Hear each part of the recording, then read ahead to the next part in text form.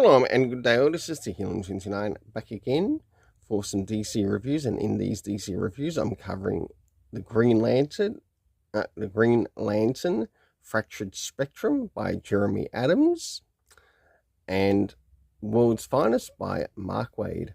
I will now get things ready and organised for the first one that I'll be reviewing. So, first things first, does this cover in any way, shape or form connect to something that is happening inside with the story? Sure enough it does, to which I give it a 7.5 out of 10. Now it's time to move into the area of the internal art, but also what is happening story-wise with the characters, as we catch up with the Green Lantern Corps. So as the story begins, we catch up with this different lantern of sorts, and of course he covers things like sorrow and a couple other things. And we learn that he's at the Library of Forever. We do eventually catch up with the planet of Oa, to which the Green Lanterns mainly inhabit. So as we start to move towards the middle of the story, we have Guy Gardner taking on this particular villain. If it's one thing I would like to point out, just as a small criticism, actually, no, I'll save it for when I cover the area of the story. I do think they did a really good job with the art here in the beginning, middle, and of course the end. And of course, as we start to draw towards the end, we learn through Guy Gardner that there's like a certain crystal to which basically every part of the spectrum, or every one in relation to the spectrum of sort of like the Lantern Corps of whatever they are, of whatever color, that they can sort of like read each of these different core books, but in their through their own core, to have a better understanding as to how each of these things work with them, which I think is really clever to see. And of course, we will be continuing in the Green Lantern Corps, issue 1, to which I have decided to pick up the first 2 issues to check out, and also the Green Lantern, issue 19. So, for the internal art, I give it a 7.5 out of 10. Now it's time to move in relation to the area of the story. So, first things first, did we get anything in relation time-wise? Yes, we did. To which we had moments later being brought up within the story. The locations that we got to see within the story were the Library of Forever, which was, I think, a really nice thing to see within the story, along with Oa, the home planet of like many of the Lanterns, or the key planet of the Green Lanterns. Next is the cast of characters, to which we had Hal Jordan, we had Villalogi, Kilowog, Kyle. We also had Guy Gardner, plus a couple of others. My only criticism is it would have been nice to see all of the characters shown by name as to who they were.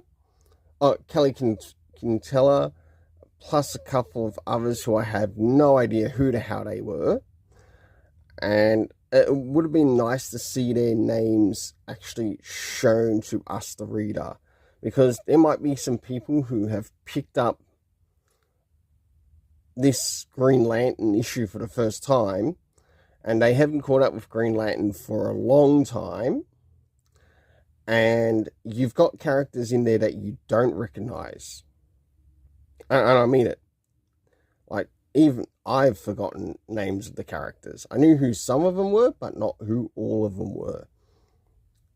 And it would have been nice to see those cast member characters' names put up so I could see who they are. To which I give the story a 6.5 out of 10. Now it's time to move into World's Finest, issue 35. So, as we start to move into World's Finest, issue 35, does this cover in any way, shape or form connect to something that is happening inside with the story? Sure enough it does, to which I give it a 7.5 out of 10.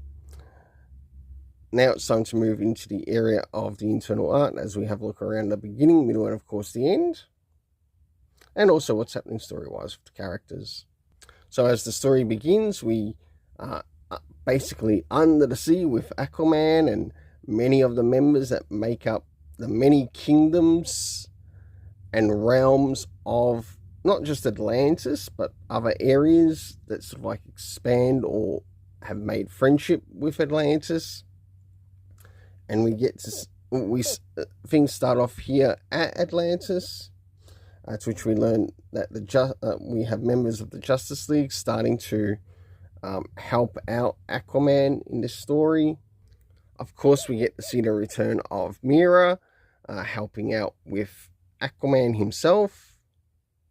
Now, this is one bit of lore that I actually quite like. It feels like it's expanding some lore in relation to Aquaman, but whether these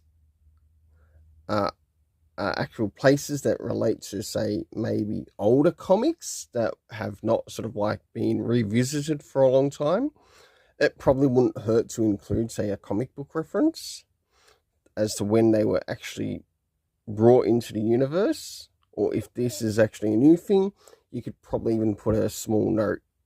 So we learn of Tritonus and Poseidonus, and it's really quite interesting seeing this here. And we learn of the Fluorescent Man.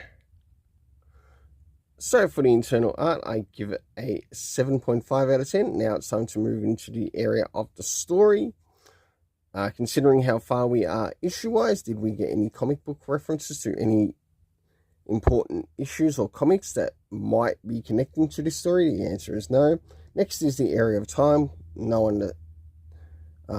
Nothing applying to time. Next is the locations that we got to see within the story. Firstly, Atlantis, then Tritonus, and then Poseidonus,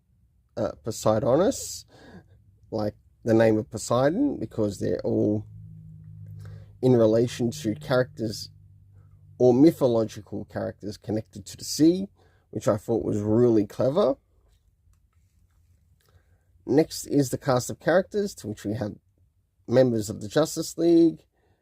We have Robin, of course, Laurie Lamaris, and last but not least, the character of Mera. The overall story rating, I give a 7 out of 10. Until then, let's keep it colourful and have yourself an awesome day.